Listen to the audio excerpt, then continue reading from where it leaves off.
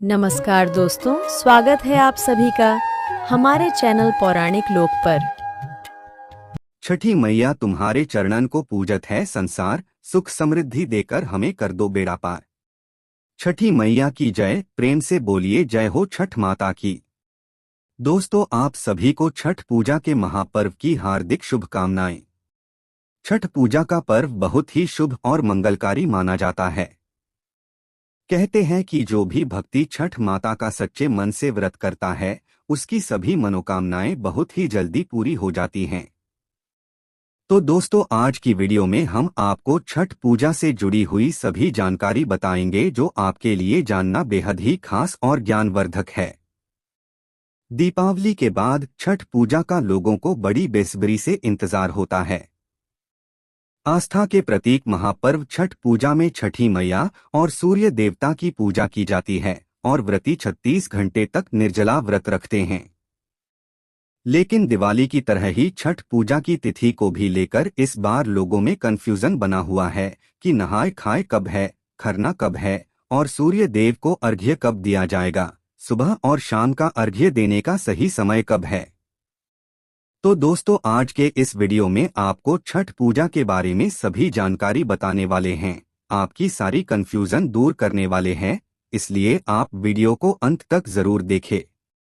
दोस्तों, आगे जानकारी बताने से पहले आप अपनी राशि को कमेंट बॉक्स में जरूर डाल दें, क्योंकि हम राशि से जुड़ा भाग्य भी बताते हैं और भाग्य में चल रही परेशानियों को दूर करने के लिए उपाय भी बताते हैं। इसलिए आप अपनी राशि कमेंट बॉक्स में जरूर डाल दें। दोस्तों, छठ पूजा की संपूर्ण जानकारी आपको इस वीडियो के माध्यम से बताएंगे और साथ में हम आपको यह भी बताएंगे कि कौन सी वह गलती है जिसकी वजह से आपका छठ का व्रत खंडित हो जाता है, यानी कि छठ माता भी आपसे क्रोधित हो जाती है। दोस्तों, छठ पूजा एक ऐसा त्योहार है जिसे हिंदू धर्म में महापर्व के रूप में जाना जाता है, इसलिए इस त्योहार को बड़ी धूमधाम से मनाने की परंपरा है।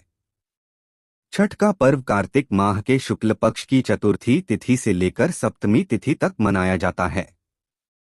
इसकी शुरुआत नहाय खाए से की जाती है, दूसरे दिन खरना होता है, तीसरे दिन शाम के समय डूबते सूर्य को वृत्ति नदी में खड़े होकर अर्घ्य देते हैं और चौथे दिन सुबह उगते सूर्य को फिर से अर्घ्य दिया जाता है। डूबते सूर्य को कार्तिक माह के शुक्ल पक्ष की षष्ठी तिथि को अर्घ्य दिया जाता है और फिर उगते सूर्य देवता को सप्तमी तिथि को अर्घ्य देते हैं। इसी के साथ ही अर्घ्य देने के बाद छठ पर्व का पारण किया जाता है, यानी अन्न और जल ग्रहण कर लिया जाता है। इस साल 2024 में षष्ठी तिथि की शुरुआत 7 नवंबर को सुबह 12:41 से हो जाएगी और यह 8 नवंबर को सुबह 12:35 पर समाप्त होगी।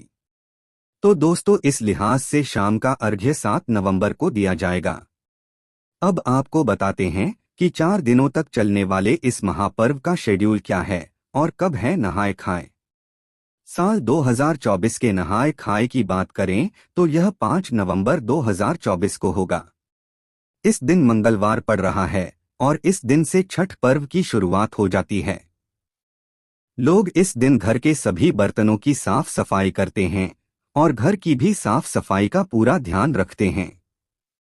इस दिन से व्रत रखने वाले लोग नियम का पालन करना शुरू कर देते हैं और खुद को आम लोगों से अलग कर लेते हैं। यहाँ तक कि उनका बर्तन भी अलग होता है और 4 दिन तक पूरे नियम पालन के साथ इस पर्व को मनाया जाता है। अब दोस्तों, खरना छठ पूजा का दूसरा दिन होता है। 6 नवंबर 2024 को बुधवार के दिन खरना पड़ रहा है। इस दिन गुड़ की खीर बनाई जाती है, जिसे पूजा के बाद प्रसाद के रूप में बांटा जाता है। इसके लिए चूल्हे में आम की लकड़ी को जलाकर खीर बनाई जाती है और इस खरना को खाने के बाद से ही 36 घंटे का निर्जला व्रत की शुरुआत हो जाती है। अब दोस्तों, छठ पूजा के तीसरे दिन शाम का अर्घ्य होता है। यह अर्घ्य 7 अक्टूबर 2024 बृहस्पतिवार के दिन शाम के समय दिया जाएगा। इस दिन शाम 5:32 पर सूर्यास्त होगा और सूरज देवता को शाम का अर्घ्य चढ़ाया जाएगा। शाम के अर्घ्य में सूर्य देवता को ठेकुआ, मिठाई समेत कई प्रकार के फल फूल चढ़ाए जाते हैं और छठी मैया की पूजा की जाती है। अब सुबह का सूर्य अर्घ कब होगा? तो छठ पूजा के चौथे दिन की बात करें तो यह इस महापर्व का आखिरी दिन होता है। इस बार यह 8 नवंबर को शुक्रवार के दिन पड़ रहा है। इसमें सुबह के समय उगते हुए सूर्य को अर्घ्य दिया जाता है। इस दिन सूर्योदय का समय सुबह 6:38 पर होगा और इसी के साथ 36 घंटे का निर्जला व्रत खत्म हो जाता है। लोग छठ माता और सूर्य देवता से अपने घर परिवार की खुशियां मांगते हैं और इसके बाद लोग इस महापर्व के महाप्रसाद को सभी लोगों में बांटते हैं। तो दोस्तों, कैसी लगी आपको हमारी वीडियो जरूर बताएं। इसी के साथ ही दोस्तों, जो लोग इस बार छठ पूजा का व्रत करेंगे वो भूलकर भी छठ पूजा में ना करें ये गलतियां, वरना छठ मैया आपसे क्रोधित जाती है। तो चलिए जानते हैं कि कौन सी है वो गलतियां जो आपको इस छठ पूजा के पर्व में भूल से भी नहीं करनी है। छठ पूजा सबसे कठिन व्रतों में एक माना जाता है और इस पूजा में गलतियों का कोई स्थान नहीं होता है। मान्यता है कि छठी मैया बहुत उदार मानी जाती है और अपने भक्तों पर जल्द ही प्रसन्न हो जाती है, लेकिन पूजा के समय कोई भी गलती से नाराज भी हो जाती है। इसलिए छठ पर्व में छठी मैया की पूजा में कुछ बातों का विशेष ध्यान रखा जाता है। छठ पूजा में सबसे जरूरी चीज होती है पवित्रता। पूजा में पवित्रता का होना बहुत जरूरी है और इस बात का खास ध्यान रखा जाता है। पूजा में शामिल होने वाली हर छोटी छोटी चीज को गंदे झूठे हाथों से नहीं छूना चाहिए, यहाँ तक कि दूसरे सामान को छूकर भी छठ पूजा में शामिल होने वाली चीजों को नहीं छूना चाहिए और बच्चों से भी इन सामान को दूर रखना चाहिए। छठ पूजा के सामान को केवल साफ सुथरे हाथ से लेना चाहिए। छठ पूजा में छठी मैया को चढ़ाने वाली कोई भी चीज झूठलाई और खंडित नहीं होनी चाहिए। अगर पेड़ों पर लगे फल फूल को भी पशु पक्षी ने झुठलाया है तो उसको भी माता को अर्पित नहीं करना चाहिए। फल फूल हमेशा साफ सुथरे और शुद्ध होने चाहिए क्योंकि उनको छठी मैया को प्रसाद के रूप में अर्पित करने का नियम है। साथ ही ध्यान रखें कि छठ पूजा में जो चीज शामिल होती हैं केवल उन्हीं चीजों का प्रयोग में लाएं और अपने मन से किसी भी चीज को न चढ़ाएं। माना जाता है कि एक बार जिस चीज को आप चाहते हैं उसे फिर हर साल चढ़ाना होता है। छठ पूजा के समय इस बात का ध्यान रखें कि छठ पूजा के प्रसाद को कोई और नहीं बना सकता है। इस 4 दिन चलने वाले इस महापर्व में जो भी व्रत करता है और उसके परिजन को तामसिक भोजन जैसे लहसुन प्याज तक के सेवन करने से बचना चाहिए और इस व्रत की शुद्धता तक का ध्यान रखना चाहिए। यहाँ तक कि इन चीजों को घर पर रखने से भी बचना चाहिए और छठ पूजा में केवल सात्विक भोजन करना चाहिए। छठ पूजा का व्रत करने वाले व्यक्ति को बैठ गद्दा या पलंग पर नहीं सोना चाहिए।